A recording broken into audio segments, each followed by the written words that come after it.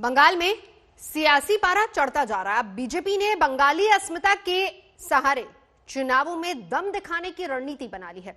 Party को पता है कि बंगाल की लड़ाई जीतने के लिए धरती पुत्र का मान रखना होगा, जिसके सहारे ममता सत्ता तक पहुंची।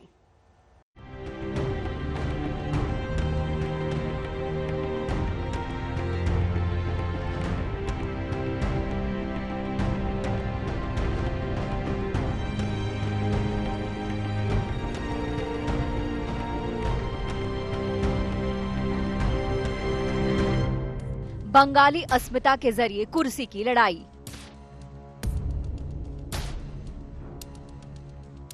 चुनाव से पहले बंगाल में धरती पुत्र वाले सुर।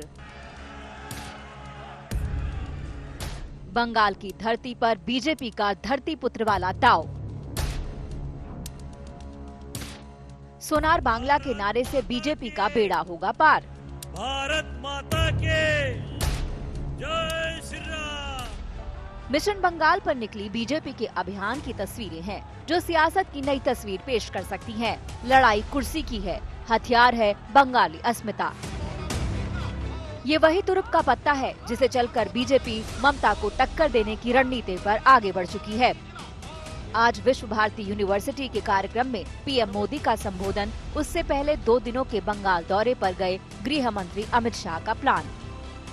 19 दिसंबर को बंगाल दौरे पर शाह का पहला दिन था। अपने इस दौरे पर उन्होंने देश की आजादी के लिए कुर्बानी देने वाले शहीद खुदीराम बोस को श्रद्धांजलि दी। फिर दुनिया में देश का नाम रोशन करने वाले स्वामी विवेकानंद की धरती पर पहुंचे, श्रद्धासुमन अर्पित किए। और मैं आज भी मानता हूं कि स्वामी जी के विचार उस वक्त जितने प्रासंगिक थे, आज भी उतने ही प्रासंगिक हैं। दुनिया को स्वामी जी के विचार की उस वक्त जितनी जरूरत थी, उससे ज्यादा जरूरत शायद आज है।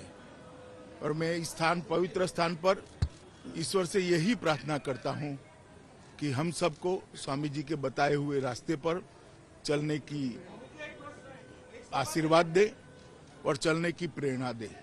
और मेरा निश्चित मानना है कि ये मार्ग ही न केवल भारत, समग्र विश्व के कल्याण का मार्ग हो सकता है।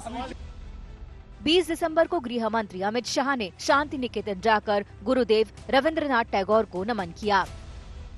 स्वामी विवेकानंद हो या गुरुदेव टैगोर, सुभाष चंद्र बोस हो या खुदीराम, इन विभूतियों ने अपने योगदान से देश का मान सम्मान बढ़ाया, बंगाल का महिमा मंडन किया। बीजेपी और टीएमसी दोनों पार्टियां जानती हैं कि ऐसे विभूतियों से बंगाल के लोगों का कितना जुड़ाव रहा है। लिहाजा 2021 में लड़ी जाने वाली लड़ाई के केंद्र में वही बंगाली अस्मिता, मान सम्मान है। लिहाजा सियासी पार्टियां महापुरुषों की शरण में हैं। शांति निकेतन में पीएम मोदी का संबोधन है तो टीएमसी भगवाकरण का आरोप लगा रही है। अमित शाह भी शांति निकेतन पहुंचे थे तो टीएमसी ने कहा कि वहां छात्रों को लामबंद करने की तैयारी है। केंद्र सरकार ने 23 जनवरी को नेताजी सुभाष चंद्र बोस की 125वीं जयंती मनाने के लिए हाई लेवल कमेटी गठित की है, तो ममता सरकार भी नेताजी की जयंती पर कई बड़े कार्यक्रम करने की तैयारी में जुट गई है। वहीं शाह ने स्वामी विवेकानंद को श्रद्धांजलि दी तो ममता की पार्टी भी 12 जनवरी को बड़ा कार्यक्रम करने जा रही है। रविंद्रनाथ इज रविंद्रनाथ, बांग्ला भारतवर्ष एवं विश्व बांग्ला एवं सारा पृथ्वी মনে রাখবেন রবীন্দ্রনাথকে সেলাম করে, বিবেকানন্দকে সেলাম করে, নেতাজিকে সেলাম করে, গান্ধীজিকে সেলাম করে। কেন জানেন? রবীন্দ্রনাথকে নিয়ে কোনো অবমাননা মানব না। टीएमसी लगातार आउटसाइडर इनसाइडर होने को हवा देती रही है।